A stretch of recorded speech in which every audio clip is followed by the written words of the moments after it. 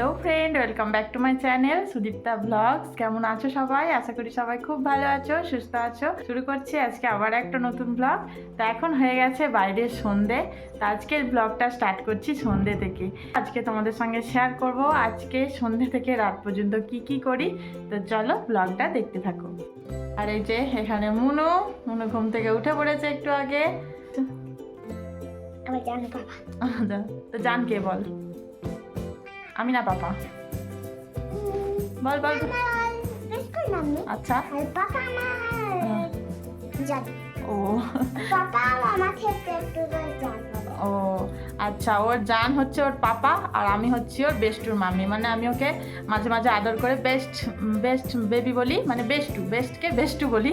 তো ওই জন্য ও বলছে বেস্টুর মাম্মি তুমি, তাই তো? পাপা আমাকে একটু তোলে পড়ায়, আচ্ছা আমাকে একটু তোলে পড়ায়, আমিও জানতে। আচ্ছা ঠিক আছে। হ্যাঁ, তো মেয়েরা তো পাপা জানি হয়। তো এখন এই যে মনুর জন্য বানিয়ে দিলাম চাউমিন, এই যে আলু চাউমিন।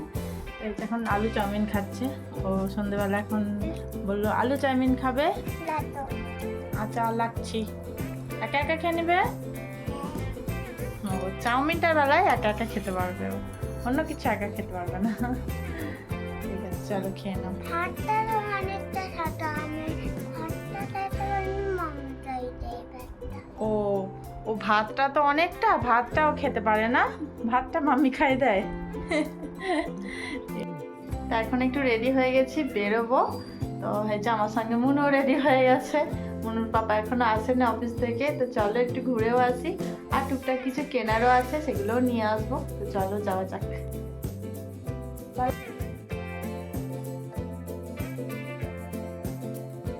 বাইরে বেরিয়ে মনু এখন আমার কোলে। ওর হয়ে গেছে মুড অফ, কারণ যেই দোকান থেকে ও ক্যান্ডি কেনে সেই দোকানে আজকে ক্যান্ডি শেষ, ক্যান্ডি নেই। তাই জন্য এখন অন্য দোকান থেকে আবার এই যে দুটো জিনিস কিনে দিলাম। এইবার চলে এসেছি সবজির দোকানে। তো ওইখান থেকেই টুকটাক কিছু সবজি নেওয়ার আছে, সেগুলোই নেব। আর মনুর পাপাও কিন্তু চলে এসেছে। দেখি কি সবজি নেওয়া যায়। তো আলু নিতে হবে, লঙ্কা নিতে হবে, এগুলোকে নিতেই হবে। আর তার সঙ্গে এই যে উচ্ছেও নিয়ে নিতে বললাম মনুর পাপাকে।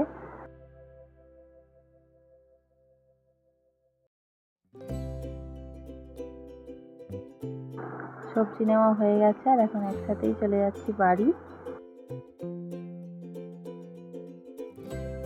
বাজার টাজার করে আমরা চলে এলাম বাড়ি।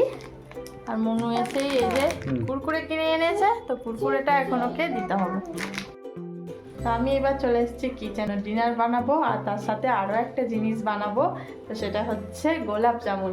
তো আমি সহজেই কয়েক মিনিটে কিভাবে গোলাপ জামুন বানাই তোমাদের সঙ্গেও শেয়ার করব। তো চলো দেখতে থাকো। রাতে রান্না করব কুমড়ো, মিষ্টি কুমড়ো আর আলু তরকারি, আর সাথে রুটি বানাবো। ভাবলাম আগে তরকারিটা বানিয়ে নিই, নাহলে এদিকে আবার লেট হয়ে যাবে। তরকারিটা বানিয়ে তারপর গোলাপ জামুনটা বানাবো। তরকারিটা খুবই সিম্পলভাবেই বসাচ্ছি। একদম কড়াইতে তেল দিয়ে তার মধ্যে 5 ফোড়ন, কাঁচা লঙ্কা, টমেটো দিয়ে দিয়েছি। তারপরে কেটে রাখা আলু আর কুমড়ো দিয়ে দিলাম। একটু নাড়াচাড়া করে দিয়ে দেবো পরিমাণ মতো হলুদ গুঁড়ো আর পরিমাণ মতো নুন। তারপর আবারও একটু নাড়াচাড়া করে নিয়ে দিয়ে দেবো পরিমাণ মতো জল। আর এতে এক্সট্রা কিছু মশলা দেবো না, শুধু একটু দেবো জিরে গুঁড়ো।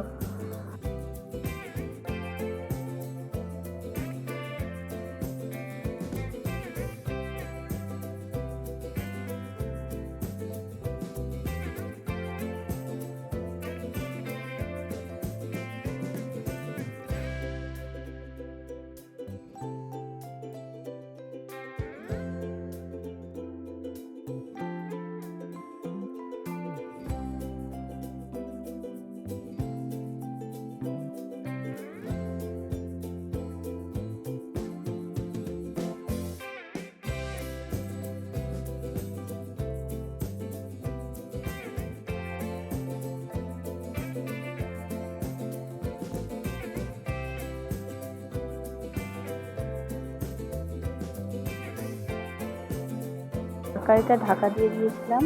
তো এখন দেখো ফুটে উঠেছে, আর আলু আর কুমড়ো অনেকটাই সেদ্ধ হয়ে গেছে। আরও কিছুক্ষণ ফুটতে নেবো, ঝোলটাও একটু কমে আসবে। তারপর সব শেষে কুমড়ো তরকারি তো একটু মিষ্টি মিষ্টি খেতেই ভালো লাগে। সামান্য একটু চিনি দিয়ে নাড়াচাড়া করে নামিয়ে নেব।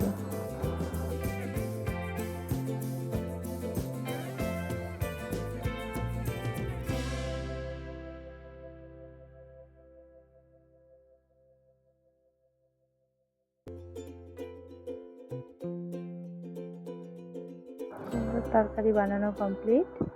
তো এবার আমি বানাবো গোলাপ জামুন। তার জন্য এমটিআরের এই যে গোলাপ জামুন মিক্স প্যাকেট নিয়ে নিয়েছি, আর এখানে দুধ গরম করে রেখেছি। প্যাকেট থেকে মিক্সটা ঢেলে নিয়েছি, আর দেখো মিক্সটা এইরকম আটা ময়দার মতনই দেখতে লাগছে। এর মধ্যে এক্সট্রা করে কিছু মেশানোর নেই, সব কিছু মেশানো আছে। এবার জাস্ট ডালাগুলো একটু ভেঙে নিয়ে আর দুধ দিয়ে মাখাবো। একদম সফট একটা ডো বানাবো। খুব শক্ত ডো বানালে হবে না, যেমনভাবে আটা ময়দা মাখাই তার থেকে একটু নরম মাখাতে হবে। তো এইভাবে আমি সফট একটা ডো বানিয়ে নিলাম। তো এবার এটাকে 10 মিনিট ঢাকা দিয়ে রেস্টে রাখবো।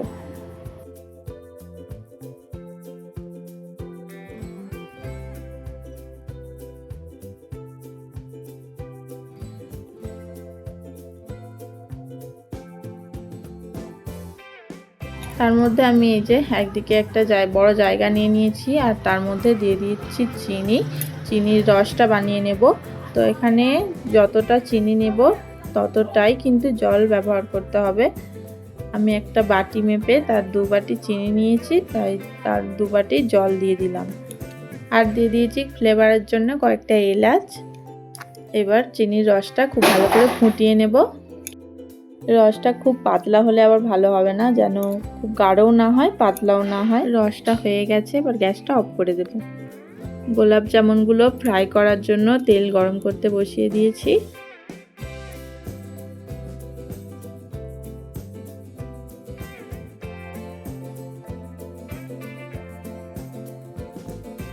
গোলাপ জামুনের ডোটা কিন্তু 10 মিনিট রেস্টে রাখা হয়ে গেছে। এবার হাতের মধ্যে খুব ভালো করে ঘি লাগিয়ে নিয়েছি, আর এভাবে গোল গোল করে গোলাপ জামুনের শেপ বানিয়ে নিব।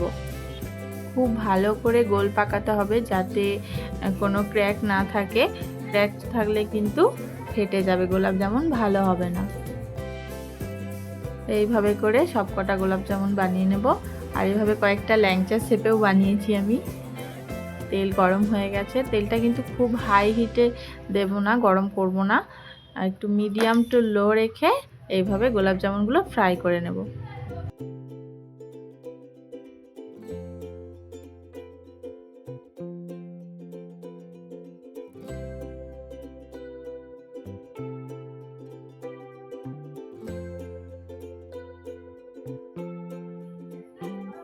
গোলাপ জামুনগুলো লাল লাল করে ফ্রাই করা হয়ে গেছে, এবার তুলে নেব। এবার আগে থেকে যে বানিয়ে রেখেছিলাম রসটা, চিনির রসটা, তার মধ্যে গোলাপ জামুনগুলো দিয়ে দেবো। তো রসটা কিন্তু গরম থাকতে হবে, ঠান্ডা হয়ে গেলে হবে না। তো এইভাবে রসের মধ্যে দিয়ে 2-3 ঘন্টা রেখে দিলেই গোলাপ জামুন রেডি। ল্যাংচা শেপে যেগুলো বানিয়েছিলাম সেগুলোও এখন ভেজে রসের মধ্যে দিয়ে দেবো।